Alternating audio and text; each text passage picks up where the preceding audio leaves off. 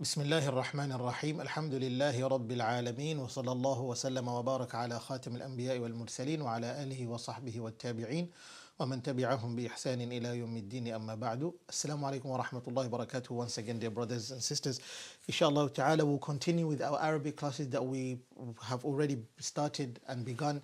If you look at the previous class, you'll find the playlist inshallah ta'ala in the description below, or maybe you can see a card popping up over here inshallah ta'ala somewhere around the screen anyways. More and beyond bi'idhnillah. If you want more updates about Mustafa's Academy, the courses that we will be running inshallah ta'ala, the fiqh courses, Arabic courses and all of the other ones, etc., do consider joining our Telegram group, which is in the description below. The link is in the description. And do consider subscribing on this channel and ensuring that you share this with your brothers and sisters, your loved ones that want to learn inshallah ta'ala. What you shouldn't forget, however, is the Arabic that we are learning over here is not Arabic speaking, basically conversational Arabic. In fact, we are learning the other type of Arabic that gives you access to knowledge, where you can read the books, understand the books, and also when the mashayikh are teaching you, you are capable of knowing exactly what you are reading, rather than just looking into a book and you're alien to it. Majority of the books that we have, they don't even have a fatha, a kasra, a dhamma, a diacritic. That's what you call them.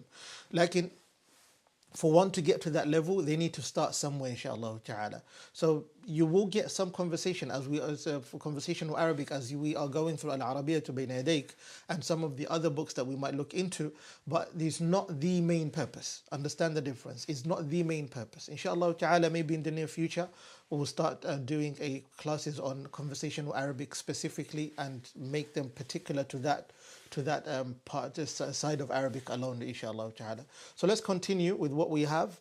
And I'm your dear brother, Mustafa Mahmoud. Bi-idhnillah al-kareem, we'll continue with from where we stopped, because we looked into pronouns and we said pronouns divide to two parts, isn't it? And we looked at the type of words and how you can apply this into the Quran and how it literally opens a new world for you when it comes to reading the Quran. But today, inshallah, we're going to look at something called asma'ul ishara. These are known as demonstrative nouns or indicative nouns. The reason why we're looking into these, they seem a bit technical, but actually they're not. They're actually not. They're very easy. And I want you to look at, we don't cover every single one of what's related to these topics. Actually, we cover those which you can apply at the moment, inshallah ta'ala, so you can quickly get to that level where now you can at least read something and see through it, bi-idhnillah al-kareem. So let's look at the conversation that we have from alarabiya bayna yadayk. Al-hiwar al-khamis, as you can see, Al-Hiwar Al-Khamis, the fifth conversation. Undur, observe, wastami' and listen, wa'a'id and repeat. Something to mention to you bi'idhnillah al-kareem is that this is what you should not forget. In order for you to access this course, it's easier and to understand these lessons, it's easier for you if you have the ability to at least read Quran. Should you be an expert in Quran? No. Should you be very good in tajweed? That's not what's intended. What's intended is you being capable of at least reciting the Quran. You can recite it, you can go through the Quran. It's the same Arabic that you read from the Quran, which you can apply in other areas of other books that you recite, or other books that you learn, or other subjects that you learn. It's as simple as that. Because if you look at this, look at the following. You're reading as Ahmad. It's the same Ahmad if you see Ahmad in Surah As-Saff. Surah As-Saff, what does Allah subhanahu wa ta'ala say? Min ba'di yasmuhu Ahmad. Min ba'di yasmuhu Ahmad. So if you're capable of reading that in Surah As-Saff, then it's the same Ahmad that you see in other books as well. And for example, Assalamu alaykum. Allah says what in Surah An-Nahl? Salamun alaykum. Salamun alaykum. Or مثلا Allah says Salamun alaykum udkhulul jannata la khawfun alaykum in Surah Al-A'raf. He says that as well, inshallah ta'ala. So if you can apply your reading in the Quran, then you can apply it elsewhere. And one of the ways to know that you are applying it is by reading through as we read, inshallah ta'ala. But repeat with me as I read with you, bi'idhnillah. Ahmed says, Assalamu alaykum. Badr says, Wa alaykumus salam. Now you repeat as I say it, inshallah, because over here it says, Undur, Istami' and listen, and a'id and repeat. That's how you build your skills, inshallah. Ahmed says, هذا أخي. This is my brother. هو مدرس. He is a mudarris. Who is a mudarris? A teacher. A teacher. A mudarris means teacher. Don't forget that mudarris means teacher. Badr says, أهلا وسهلا. What does that mean? أهلا وسهلا means welcome. In Arabic, أهلا وسهلا, if you want to say welcome, you tell someone أهلا وسهلا. But the Ammiya, they have their own way of saying it, which is different from this, because remember this is Fusha. They have sometimes they say ya hala. That's what they say. But if you want to speak Arabic Fusha, then this is how you say it. Ahlan wa sahlan. It means marhaban, welcome. That's what it means. Just carry on with the conversation. Ahmed says, هذا صديقي. هذا صديقي. This is my friend. This is my friend. Now observe this. هذا صديقي. صديقي. Now remember, if you remember clearly, if you've only had the chance to go through the previous lesson, you notice that شوف اسمي خليل, and we covered this when we said about pronouns. قلنا أن الضمائر تنقسم إلى قسمين. هناك ضمائر منفصلة وهناك ضمائر متصلة. Pronouns divide to two, and they are of two types, knowing that mainly there are pronouns which are connective pronouns, which are known as muttasila, and then there are separative pronouns known as munfasila. Now these terms seem very mind-boggling. Actually, no, they're not mind-boggling. It's as simple as that. What you need to do is go through the lesson and you realize, oh, so I'm learning only one piece. We are reverse engineering the entire process. That's what we are doing. In order for you to understand the Arabic language, especially of what's written, you reverse engineer the process of learning. You don't learn from the beginning of seeing, okay, what is this, what is that? You literally mix yourself up and you'll be lost. You lose yourself in the journey.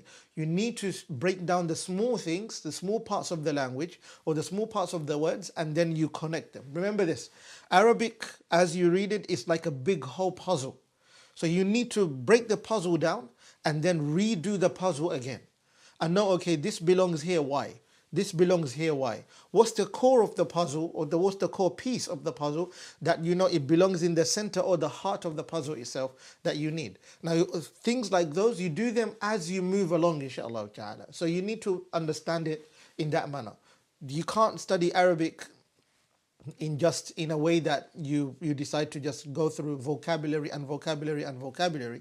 That would give you a lot of conversational skills in terms of conversing in Arabic. But beyond that, if you just take in a lot of vocabulary and you don't know how to apply it, that becomes an issue. So what we are doing right now, you can see, you might think it's a lot of terms, a lot of technicalities.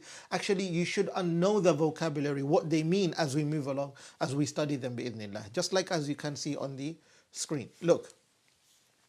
Ismi, ism means name. Now when you add this ya, it means my name. My name. That's what it means. The ya means my.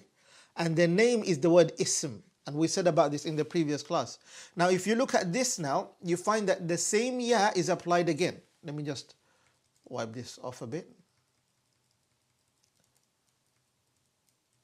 The same ya is applied again. Ya akhi. What does that mean? This is my brother. This is my brother. So if you look at the whiteboard, this is what you will see. هذا, and then you have akh. This akh means brother. How do you say sister? You would say sister as ukht.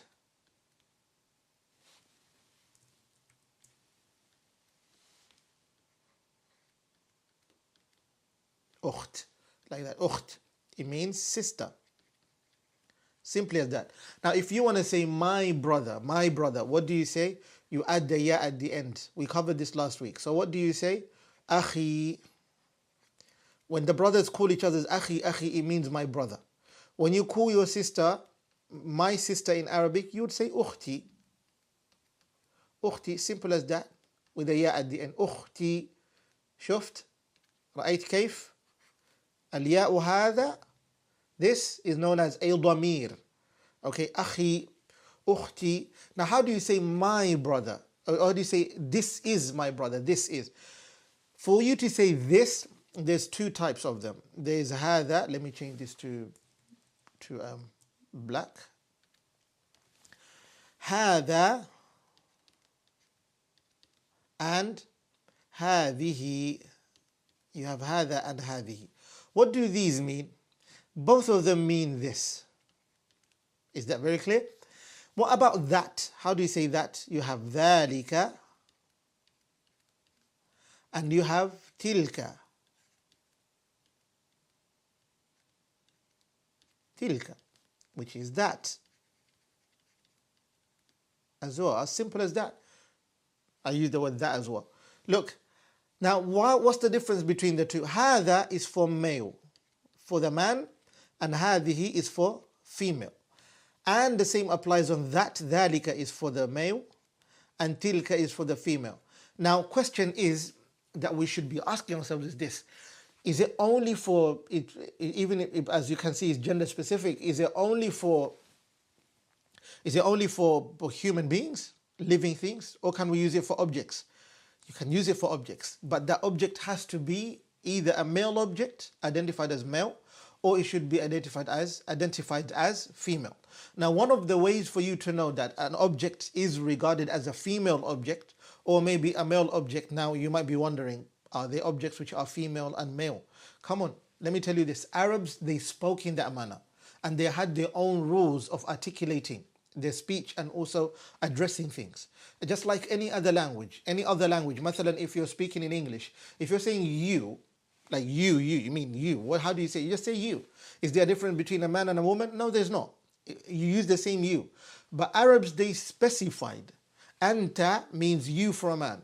Anti means you for a woman. You can't use anta for a woman. You can't say you as anta in Arabic and use it and tell a woman anta. Except if women want to use it between themselves, that's something else. But actually for a woman, you say anti. Understood? Except for ana, me or I, mathalan, that you use the same pronoun, simply put. Now, when it comes to certain objects as well, Arabs did this. One of the main signs that you will find in Arabic words is that a female object will contain a small ta at the end, and a male object, would not contain that. Let me give you an example. You have the word alama. Look, alama means sign. Now, is this a name of a person? No, it's not. Is it a name of an object? No, it's just an idea, a sign, isn't it? Because of this small ta at the end, remember we have two types of ta in Arabic. Ta like this, and we have the ta like this. Understood? This is known as the open ta. The open ta, and this is known as the enclosed ta, or the closed ta like this. Marbuta, maftuha, like that. How do you say this alama? You would say هذه alama, هذه alama, like this. That's how you would say it. هذه alama. Mathalan, if you have your dear sister, her name is Zainab. Now this name Zainab does not contain a ta at the end, isn't it? But whom does it belong to though? It belongs to a girl, or it belongs to a woman. So what would you use? Instead you would use هذه, because you know هذه is for females and the name Zainab is for a female. So what do you say? هذه Zainab. Does it have a ta at the end? No, it does not. What about a male object? مثلا, you have the word al-kitab. Okay, the word al-kitab. Does this have a ta at the end? No, it does not. So what is this? What's the meaning of al-kitab? Al-kitab means book. It means book, isn't it? So what do you say? هذا الكتاب. Understood? This book. هذا الكتاب. This book. That's what you would say. As simple as that. How about this name? There's a name known as Talha. Does this name have a ta at the end? Does this name have a ta at the end? Yes, it does. Clearly it does, yes. Look, with a green tick. Where is the ta? Here it is. Look at it. But does this name belong to a woman? The answer is no. This is a male name. It is a male's name, a male name. Understood? So what do you say? هذا. This is طلحة.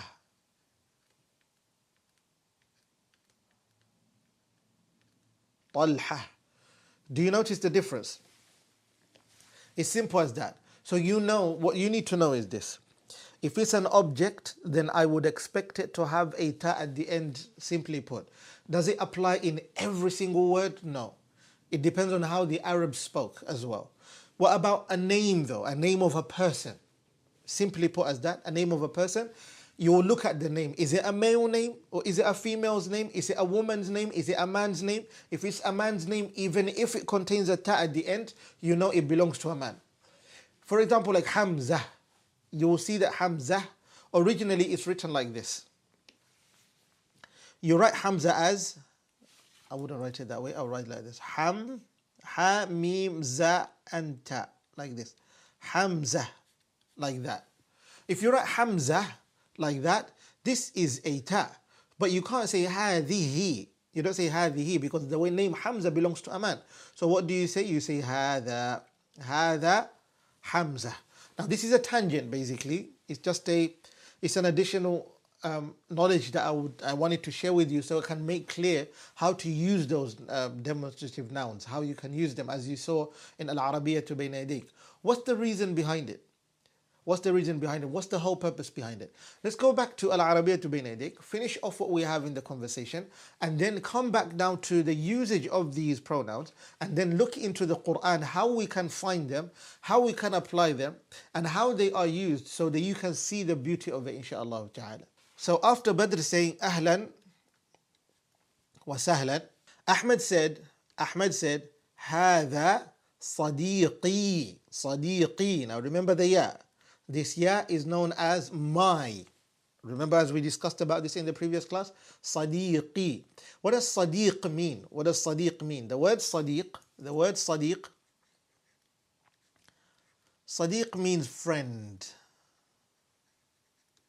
Sadiq means friend. So when you say هذا صديقي, it means this is my friend. هو مهندس. He is an engineer. The word muhandis means engineer. If you want to say,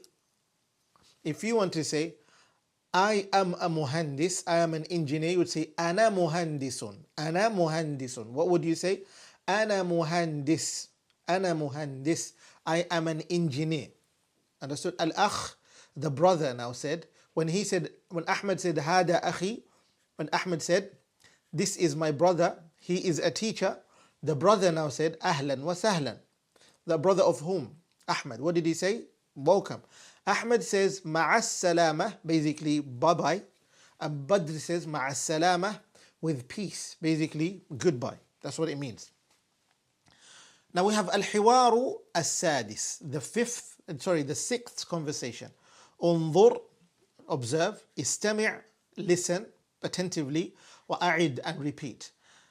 Nada says السلام عليكم. Huda says وعليكم السلام. Repeat with me as I say it, inshallah. Nada says, now listen carefully, هذه أختي, and we just discussed about this. If you look at the board over here, look at this. هذه, هذا, and هذه. Notice this, هذه for female. What does هذه mean? هذه means this. أختي, it means what? My sister. This is my sister, and we just did this over here. Look, أختي, هذه أختي. This is my sister. Understood? هي طبيبة. هي طبيبة. She is a doctor. Now look, the word doctor, it cannot be gender specific without having something to indicate towards it.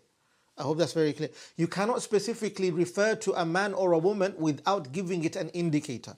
If you want to say male doctor, a male doctor, because remember, when you're referring to a profession, you're not referring to the name of a person. You're referring to a name of a profession, something which has no life, basically. So what do you do? ماذا تفعل? Look at this. طبيب.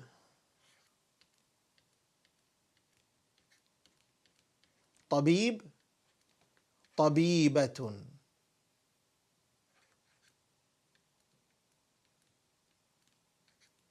طبيبة.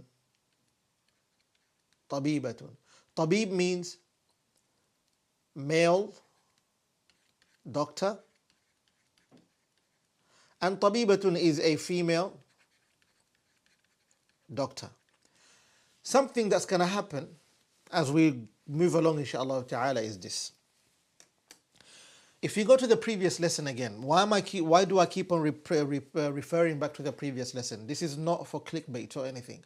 This is the reason why. When you go back to the previous lesson, you listen to the lesson, you take notes of that, you combine it with this lesson, you will see wonders. And I'm going to take you to the Quran and I will show you why. I will show you why, inshallah ta'ala. You've learned the word ukht, meaning sister. You've learned the word akh, meaning brother. You've learned the word hadha and hadhihi. I have not yet took you to what? To dhalika and tilka. Not yet. And I might not look into that, but let's try our best to do so. So that depending on the time, how much it will take. But before we get there and I show you in the Quran all of these, how you apply them, let me bring you back to the conversation that the women are having, inshallah ta'ala, in alarabiya bayna yadayk, and finish it off. Then we can look into that bi'idhnillah al-kareem. Huda says, Ahlan wa sahlan. Huda says, you can follow along. Huda says, Ahlan wa sahlan. Ahlan wa sahlan means welcome. That's what it means. Nada now says, هذه, this is صديقتي. I think you can see clearly now. Over here for the man, he said, هذا صديقي, هذا صديقي. This is my friend. But over here for the lady, Nada said about her friend, هذه صديقتي. If she was to say هذه صديقي, then it would have referred to a male friend. But actually she wasn't doing that. She was referring to a female friend. So she added the ta at the end. But then we have the issue of the pronoun, which you should have learnt by now.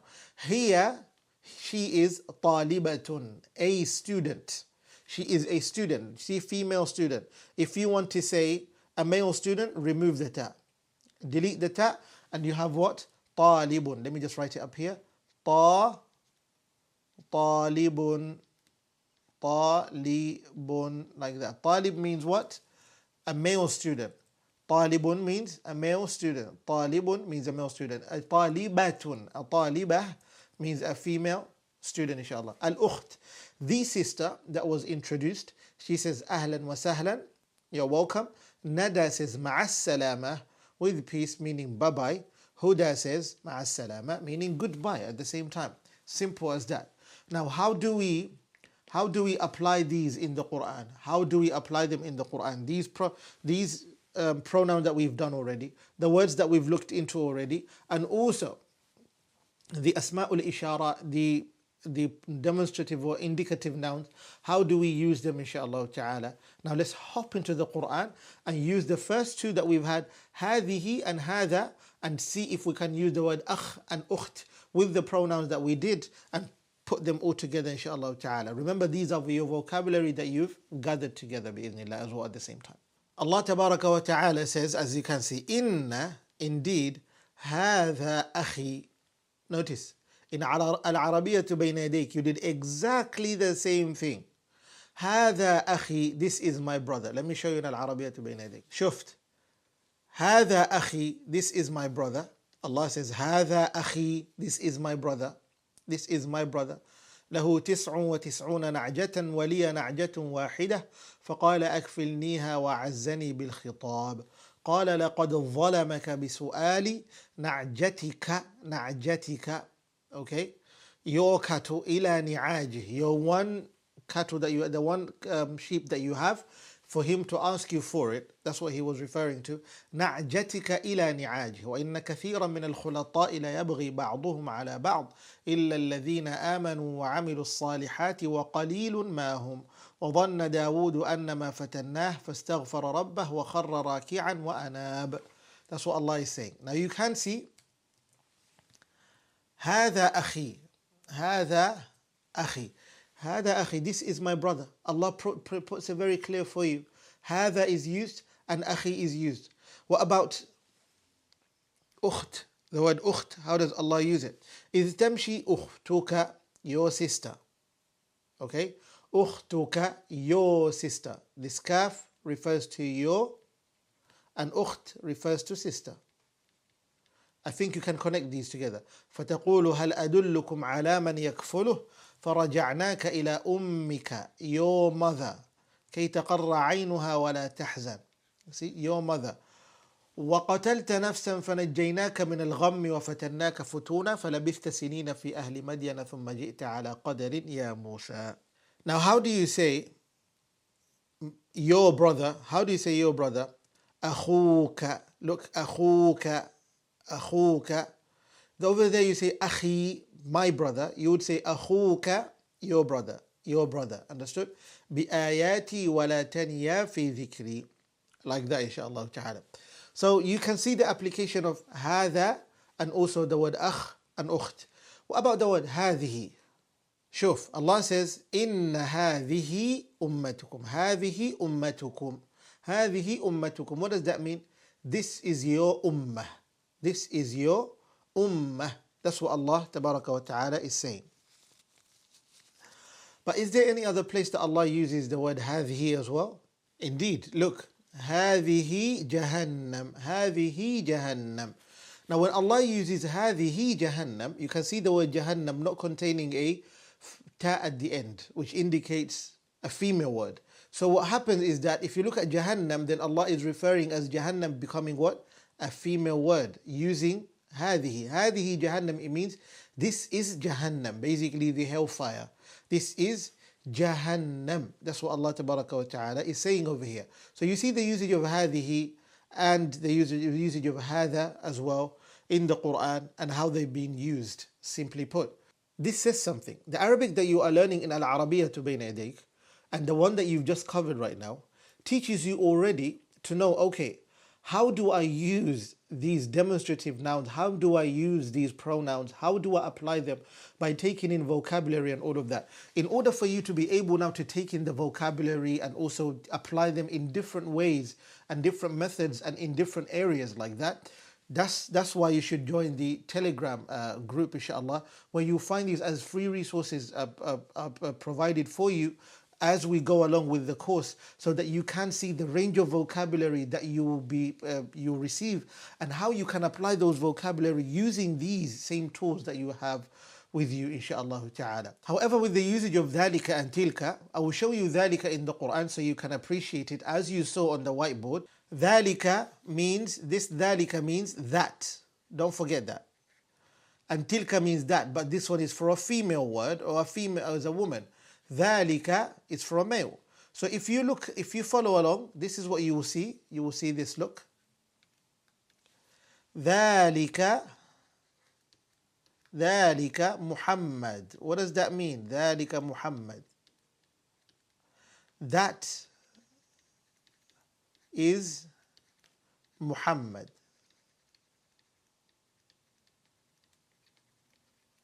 When you use ذَلِكَ, how do you say a woman? You would say تِلْكَ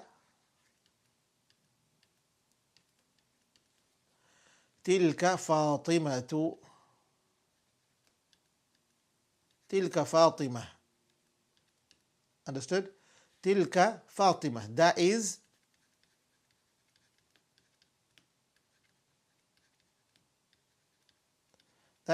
Fatima. As simple as that. But how does Allah Tabaraka wa Ta'ala use ذَلِكَ in the Quran? This is how He uses it. Very, very common. Alif Lam Mim. ذَلِكَ الْكِتَابُ. Underlined for you already. ذَلِكَ الْكِتَابُ. As you can see. ذَلِكَ الْكِتَابُ. That book. Okay? That is the book. لا ريب فيه.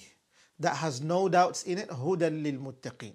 Now as you see, ذَلِكَ is used as well at the same time. And there are many, many other examples that you may find using ذَلِكَ tilka, هذا, هذه. Inshallah ta'ala, we're going to cover them in the Telegram page, inshallah. And if you want to test your knowledge as well, we'll provide like short questionnaires so that you can be able to test your knowledge in there as well by saying, okay, how am I applying this? Did I understand the lesson? And if you have a query that you might not have understood, you can raise it there, inshallah ta'ala.